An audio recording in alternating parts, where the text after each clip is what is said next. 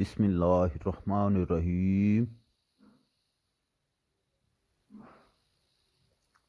رسول اللہ صلی اللہ علیہ وآلہ وسلم نے فرمایا،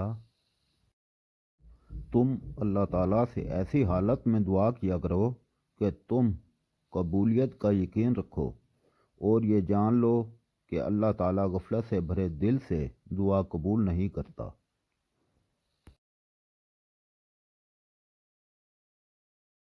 جو حق پر ہونے کے باوجود جھگڑا نہیں کرتے، میں اس کے لیے اعلیٰ جنت میں گھر کا ضامن ہوں۔ مخفی انداز میں اپنی ضرورتیں پوری کرو، کیونکہ یہ خوشحال آدمی پر حسد کیا جاتا ہے۔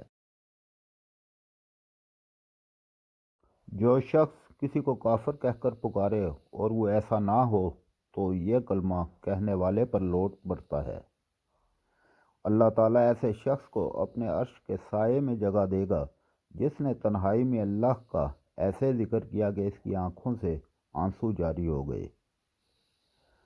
3 دعاؤں کی قبولیت میں کوئی شک نہیں: مظلوم کی دعا، مسافر کی دعا، والد کی اپنی اولاد کے حق میں دعا۔ جب اللہ تعالیٰ کسی بندے سے محبت فرماتے ہیں تو اسے نرم مزاج بنا دیتے ہیں۔ ایک وقت آنے والا ہے جب لوگ نیکی پر شرم اور گناہ پر فخر کیا کریں گے۔ بلا شبہ تم میں سے مجھے سب سے زیادہ محبوب وہ ہے جن کے تم میں سے اخلاق اچھے ہیں۔ جو شخص حصول تعلیم پر 1 گھنٹہ کی ذلت برداشت نہیں کر سکتا، وہ ہمیشہ کی ذلت میں پڑا رہتا ہے۔ دوسروں کے بارے میں اچھا گمان رکھنا بہترین عبادت ہے۔ لوگوں پر ایک زمانہ آئے گا، انسان کوئی پرواہ نہیں کرے گا جو اس نے حاصل کیا حلال سے ہے یا حرام سے۔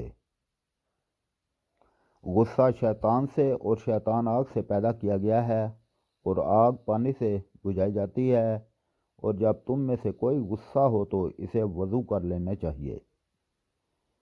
جو مومن لگاتار بیمار رہے اس کو بخش دیا جاتا ہے۔ جب ایک جوان انسان توبہ کرتا ہے تو مشرق سے مغرب تک کے قبرستانوں میں 40 دن کے لیے عذاب ہٹا لیا جاتا ہے۔ اللہ اس کے چہرے کو روشن کرے گا جو احادیث سن کر آگے پہنچاوے۔